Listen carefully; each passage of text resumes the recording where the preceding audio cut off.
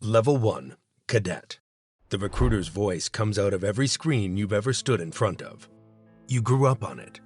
Managed democracy, liberty, a way of life worth dying for, and a home planet worth keeping safe. By the time you're old enough to enlist, you don't need convincing. You volunteer with your chest out and your chin up. You mean it with everything you have. They call the training the finest military program in the galaxy, and you believe them, because you hit every target and the instructor said you were born for this. At the end, they hand you a contract. There's a clause near the bottom about your equipment remaining with the ship in the event of absence of pulse. You sign it. Everyone does. Fast. With the next recruit already reaching for the pen. Then at the ceremony, an officer drapes a cape across your shoulders and names you a cadet. Your eyes water, and when you look to the side, half the graduating class is crying. The cape is stiff and clean, and it snaps when the wind catches it.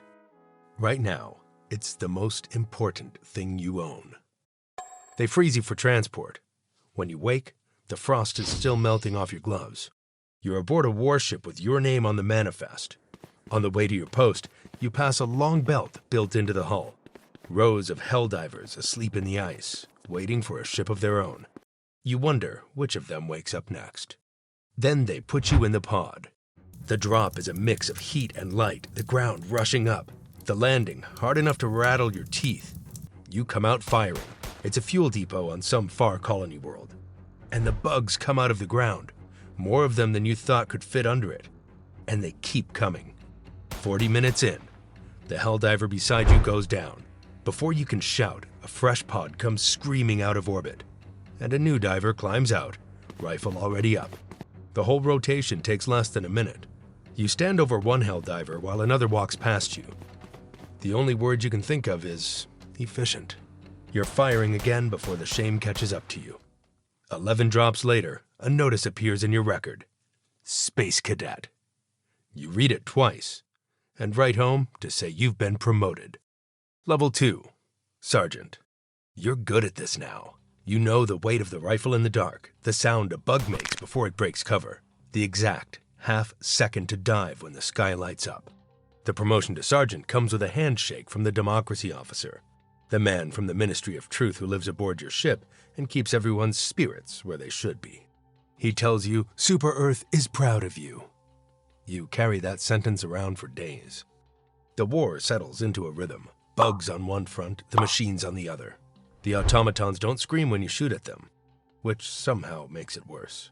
You drop with a squad now, and for a while you let yourself learn their names.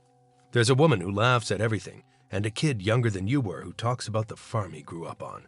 You watch him get torn off his feet on a ridgeline, and you wait for the pod to bring him back. And it does. With frost on the shoulders, a fresh cape. But the face under the visor isn't quite the one who went down on the ridge. Nobody says so. He steps into the dead kid's place in the line, and the fight doesn't pause to notice. You get it then. You are not the same people who dropped. They're just filling the spot. So you stop learning names. One morning you collect your armor from the ship's workshop, and there's a patch of fresh paint on the chest plate that doesn't quite match the rest. You run your thumb over it and can't recall taking a hit there. The technician has already moved on to the next suit. By lunch, you've stopped thinking about it. Master Sergeant arrives as a stamp on a form, but no handshake this time.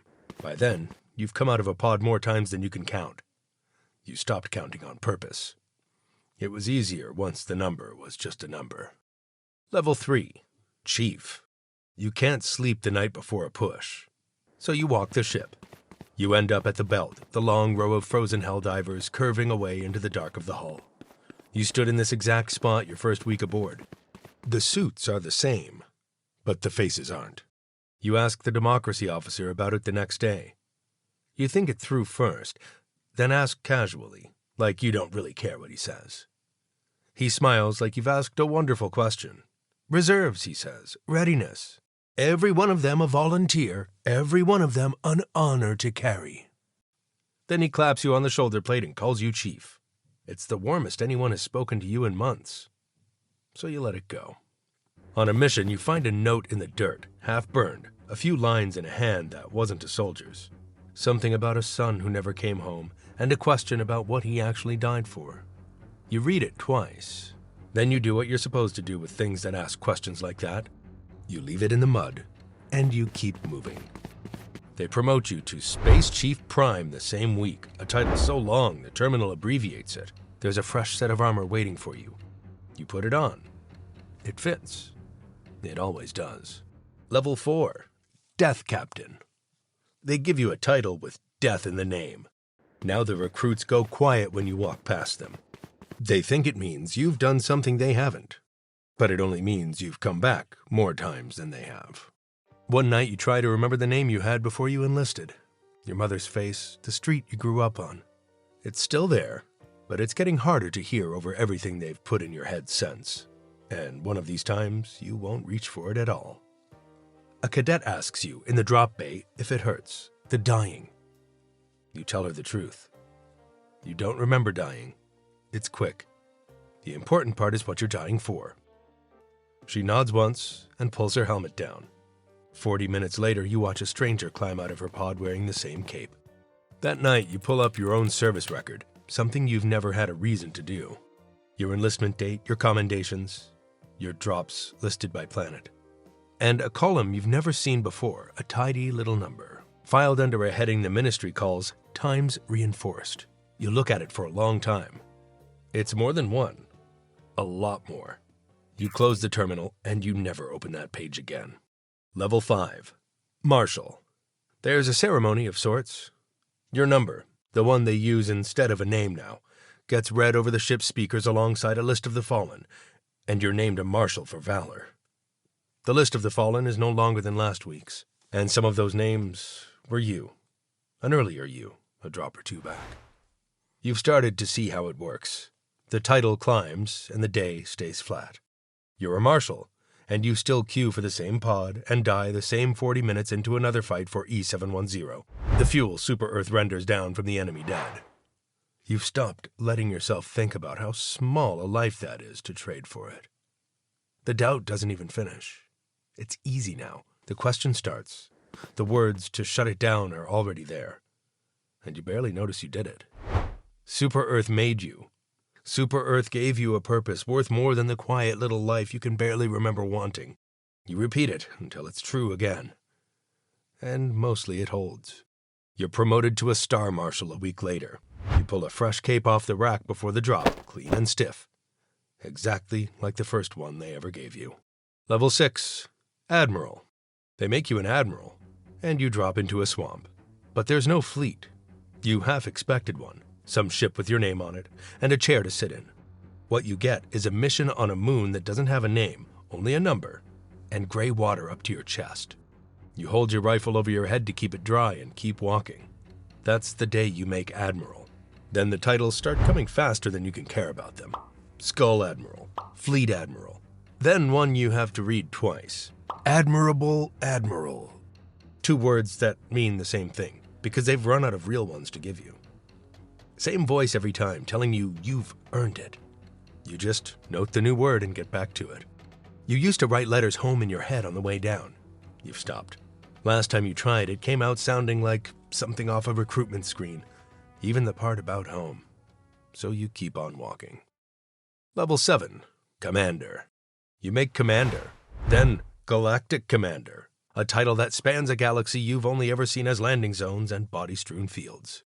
And after that, Hell Commander, which is at least honest about where they send you. Somewhere in here it finally starts making sense. The soldier who earned that first cape is gone. He died on a fuel depot 100 lifetimes ago and never once heard the word Admiral. Every rank after that was earned by someone else wearing the same number, and someone else after them.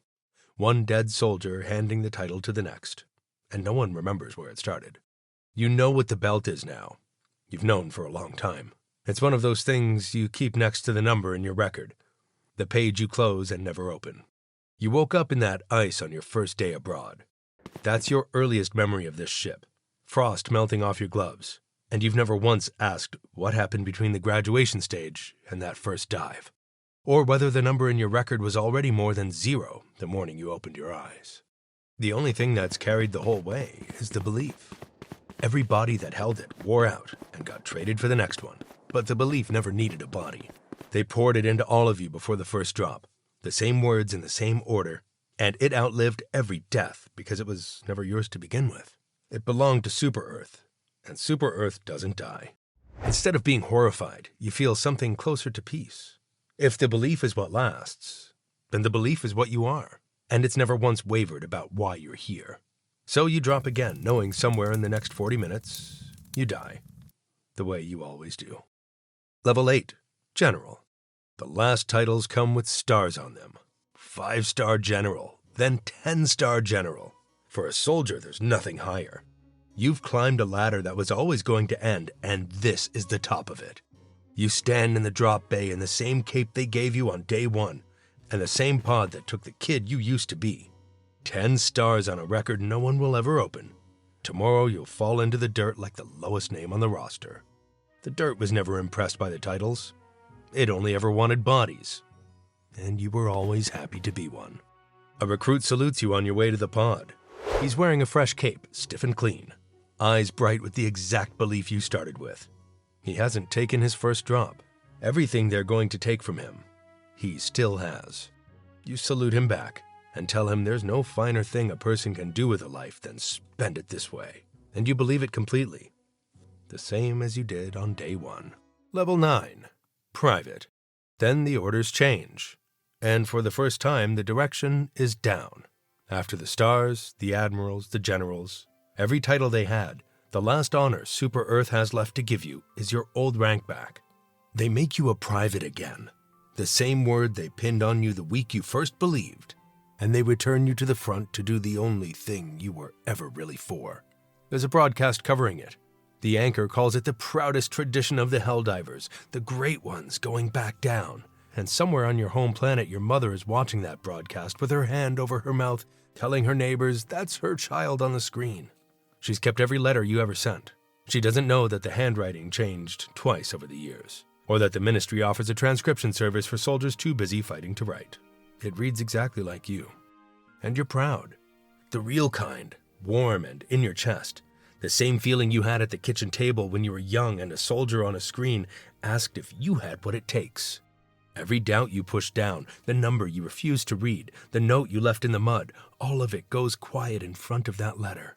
The machine that spent you is telling you it loves you. You believe it. You've earned the believing. After a year of drops, you get your final promotion. Super Private, the last title there is. You make one request, and the ministry grants it. When they freeze you between campaigns now, they put you in the pod at the near end of the belt, closest to the launch tubes. First out, whenever the ship needs someone. Whoever wakes up wearing your record will already be falling before they're fully warm. So you unfreeze one last time, with frost on your shoulders and a fresh cape on your neck, clean and stiff, exactly like the first. The doors open, the heat comes up. You drop, all the way down. And somewhere far behind you, a home planet whose streets you've long since forgotten, sleeps a little safer for it. That's what they told you. And that's what you believe. Thank you for sticking around till the end. If you like this video, consider becoming a channel member. Your support directly helps us create more videos just like this one. And let us know if you want to see more Helldivers content. Also, watch this video next.